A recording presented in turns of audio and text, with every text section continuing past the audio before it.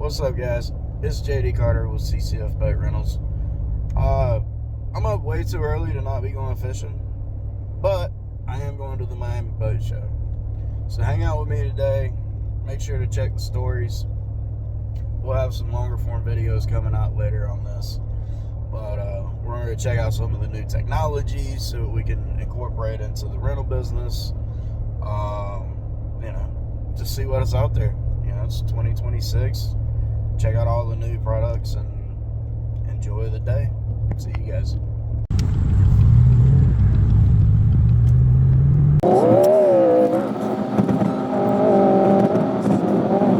Hey, come along with us on the Bright Line from Orlando to Miami, going down to the Miami Boat Show. Me and my buddy Chip. So waiting for him to arrive. Train leaves in 30 minutes, so we're gonna call him, see where he's at, and go from there. There's my buddy pulling in right now. Got about 25 minutes to hit the train. All right, we got a little video montage put together on our trip. I didn't speed this up just so you got an idea of how long this Brightline train truly is. It is insane. You don't even feel like you're moving. And sped this up. I was coming through some pretty views. We got to get on a really cool party bus on our trip over. The show has a complimentary shuttle station that goes back and forth. This is taking a look over there at the other side of the show. That's Sailor's Cove. We didn't get to that this year. All right, we're headed into the Miami Boat Show. All right, bud. We are in. See, look at these. There's one of these at the boatyard. Yeah. Remember seeing it? Yeah, it's all plastic. I'm really thinking about trying to look into them, bud, because this would be perfect. It's all metal, and guess what? If something breaks, you just heat it up and...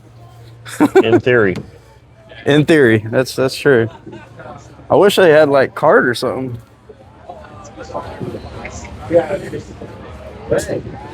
Those otters, those are pretty cool. Soon they're gonna have the jet ski guy out. Hey Chip, do you think I could? Check this out. It's really cool. And then you got this. It's a little hookah. You can go diving on it. It floats on the top of the water. But so we have power. It's instant.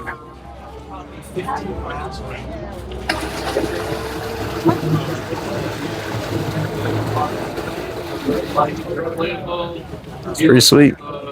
Has reverse too.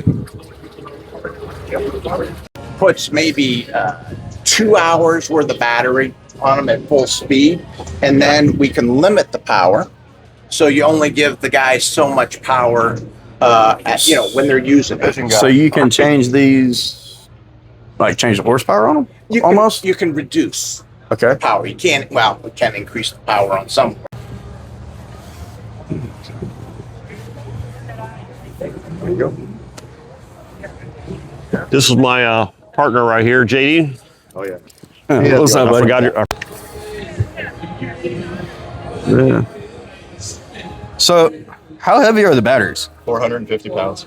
Does that affect the ride quality difference between? I guess not, because you're running that. You just have to This is a tri-tune. Yeah, you're running that with fuel anyways. Yeah. A little less heavy with the fuel, but the motor. And then we started to go look at these boats because these we're thinking about picking up. I'll talk more about those here in a minute. Walked over here, checked out this little hovercraft. See a little orange boat in the back. I want to look at those too, but this little hovercraft was pretty cool. You see me and my kids zipping around on it. But yeah, it's pretty sweet. So, this is coming up talking about the boat. This guy right here. I'll explain it while it's happening. So hook it up to a battery. It inflates. It packs up into a backpack. I was hoping the backpack would be around here. Actually, I think it's right back there. Would that be a JB's thing? We've never been to JB's yet. It would be a JB's fish camp. It would be Blue Springs, Silver Springs, Salt Springs, Silver Glen. But check it out. It's literally cut it on, Go in reverse. Full speed. He said we could test it out later once it's in the water. Actually, he's about to put it in the water here in a minute. So, yeah, it'd be something very simple that she can put 4 of them in the thing, go drop them off, give the safety, be done. The only thing about that is oysters. Those will see how it goes. But that's going to be for another day. What we got here is the Seakeeper. They had one of these seesaws for us to sit here and try and move it as the Seakeeper was activated. This was probably one of the coolest things we did the entire show, being able to get stopped just like that. As soon as it was activated, you could tell. Definitely can't wait to ride a boat that has one of these installed. Now you can start seesawing again.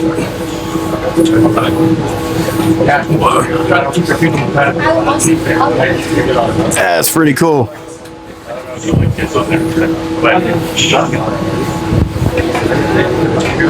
How much current's up on right now? Current. Yeah, it's about 50 amps more or less. That's the blade. Full load?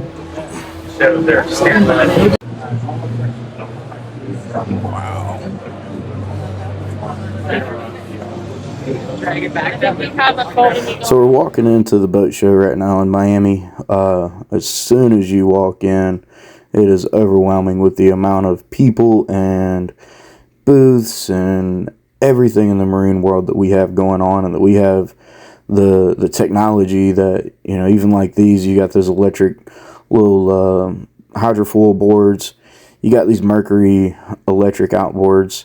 It's just amazing how much the technologies came in the last couple years.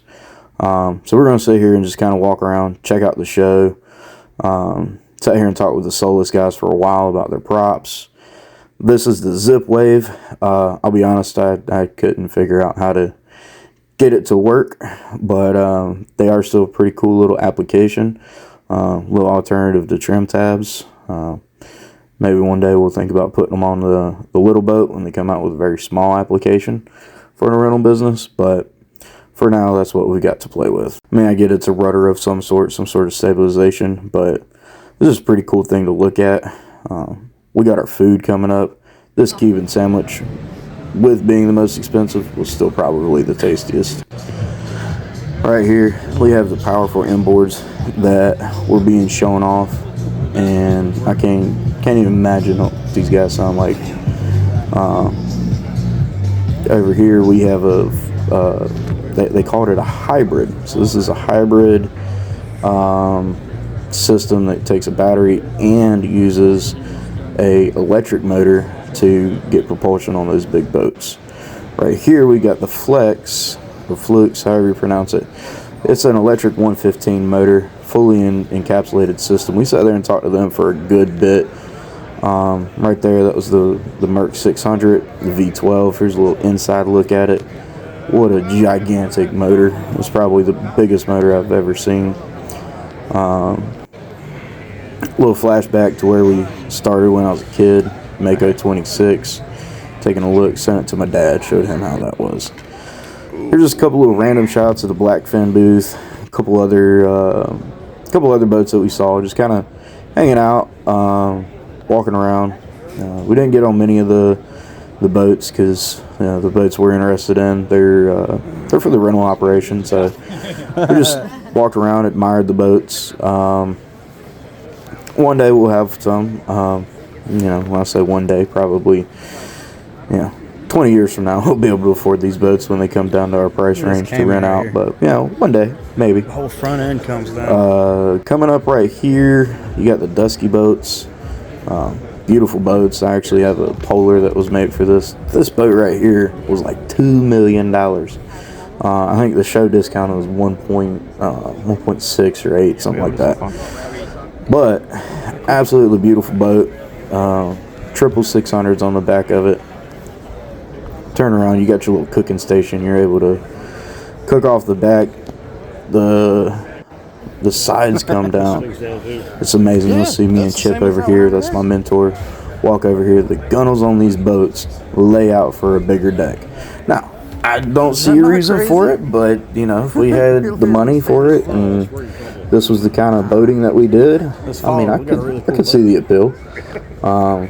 Have a big, nice back deck to hang out on while you're diving and the kids are playing in the water.